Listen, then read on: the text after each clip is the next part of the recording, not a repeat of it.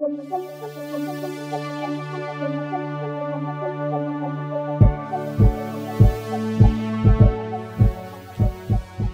tout le monde et bienvenue dans l'ombre du dragon.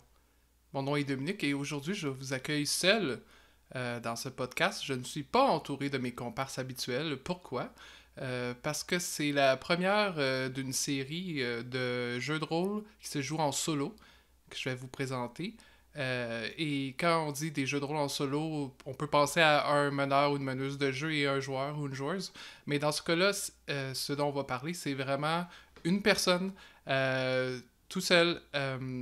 Donc, c'est pas quelque chose qui est nécessairement très connu dans le monde du jeu de rôle, même si souvent on a joué, par exemple, dans notre enfance au livre dont vous êtes les héros.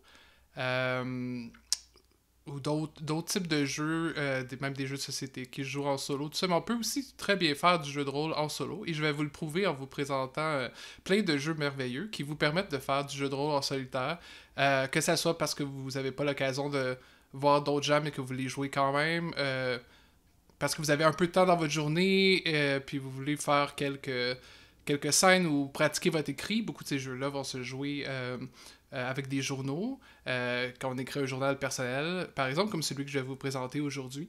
Ça peut très bien aussi se rentrer entre quelques occupations dans votre journée. Donc, le premier dont je vais vous parler, c'est Along Among the Stars de Takuma Okada, qui est disponible sur itch.io. Je vais mettre tous les liens dans la description, bien sûr, comme d'habitude. Donc, ce jeu-là, c'est un petit jeu très zen que j'aime beaucoup. Je pense que c'est un des premiers jeux que j'ai joué en solo. Donc, vous interprétez le rôle de quelqu'un qui voyage à travers l'espace, allant de planète en planète, solitaire, et vous allez tenir un journal, le journal de bord de votre vaisseau.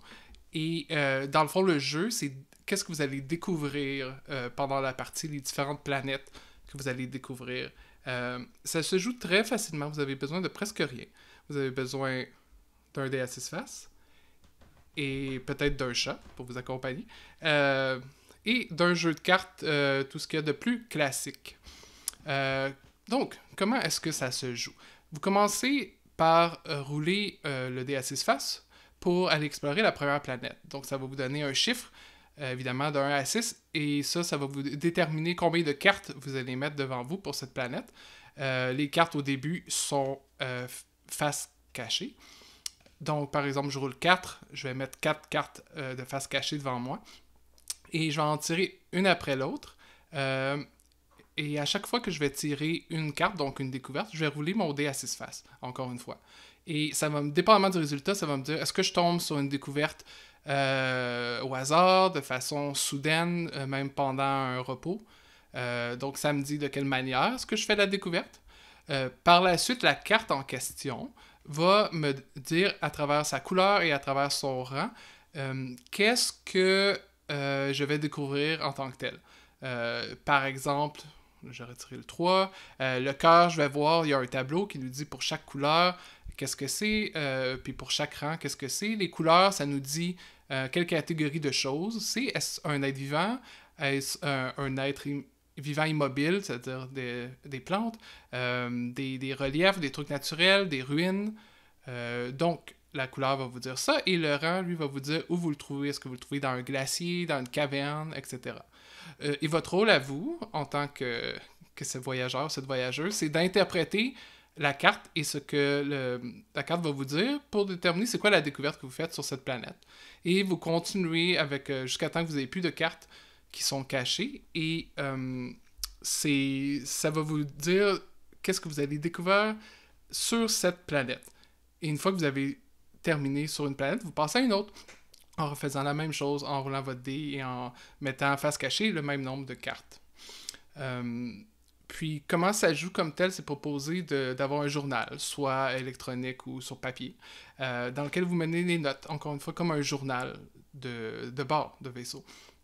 Vous pouvez mettre autant de descriptions que vous voulez ou non. Le jeu propose de mettre quelques lignes sur ce que vous voyez, ou ce que vous entendez, etc. Et votre réaction, cette chose-là. Donc, vous faites quelques lignes sur chacune des découvertes. À la fin, vous nommez la planète en vous donnant un nom, des numéros, une série de chiffres ou de numéros, et vous passez à l'autre planète jusqu'à temps que vous avez plus le goût de découvrir, que vous avez d'autres choses à faire, que vous voulez y revenir. Puis c'est ça qui est génial dans ce type de jeu-là, dans la plupart des jeux en solo, c'est que vous pouvez fermer votre journal après, par exemple, 2 planètes, et vous y revenez plus tard quand ça vous dit. Puis il n'y a personne qui attend après vous. Il y a personne qui réfléchit pour trouver quoi faire dans son tour. Non, c'est vous qui déterminez le rythme, c'est vous qui déterminez la façon de jouer.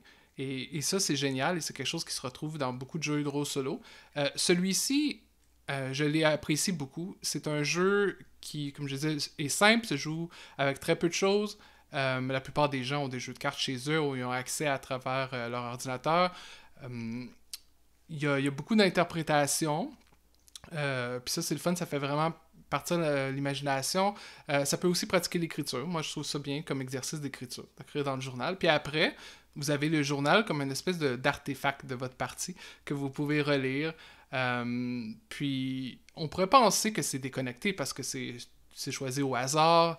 Il n'y a pas vraiment d'histoire, de narratif nécessairement, mais on finit par le créer, je trouve, ce genre de narratif-là. Par exemple, moi, quand j'ai joué, j'avais fini par déterminer que mon personnage, qui n'avait pas de nom, mais mon personnage avait été engagé par une compagnie minière ou d'extraction de ressources pour aller voir le potentiel de ces différentes planètes. Et mon personnage a décidé à quelques reprises, quand il était tombé sur des civilisations ou sur des êtres vivants, de ne pas donner les coordonnées de la planète parce qu'il ne voulait pas que ces planètes se fassent détruire sous les coups de la compagnie. Donc, il y a tout plein de petites histoires comme ça, de saveurs qu'on peut retirer de quelques listes très simples d'éléments.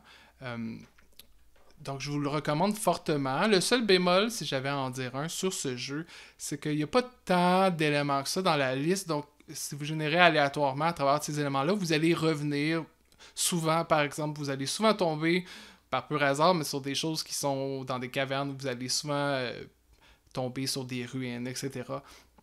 Donc, ça pourrait être intéressant s'il y avait des listes un peu étendues, mais c'est tellement simple à l'utilisation que si vous en avez l'envie, vous pourrez écrire vos propres tables, vous pourrez aller utiliser d'autres générateurs un peu partout. Vous pouvez aussi ajouter à votre expérience en jouant une petite bande sonore calme, un peu space, comme j'avais fait derrière, en arrière-plan. Ça augmente vraiment l'expérience, je trouve. Et une chose qui peut vous aider également, c'est que je ne sais pas si c'est la personne qui a créé le jeu qui l'a créé, mais il y a une version web aussi, où vous pouvez aller, puis vous n'avez pas besoin de rouler des dés. Le navigateur vous les génère tout seul.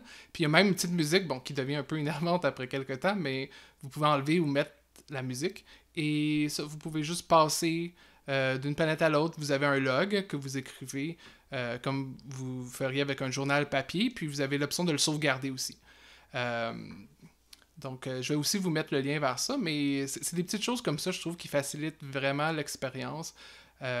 Puis, moi, je trouve ça génial pour un après-midi où je sais pas quoi faire. Je peux aller dessus, je peux continuer un log, quelques planètes, puis après ça, je crée quelque chose à partir de ça. Je crée un journal qui va être le mien et qu'on peut partager avec d'autres, mais qu'on peut décider de simplement garder pour soi. Et ça va être notre secret. Et j'espère que vous avez apprécié.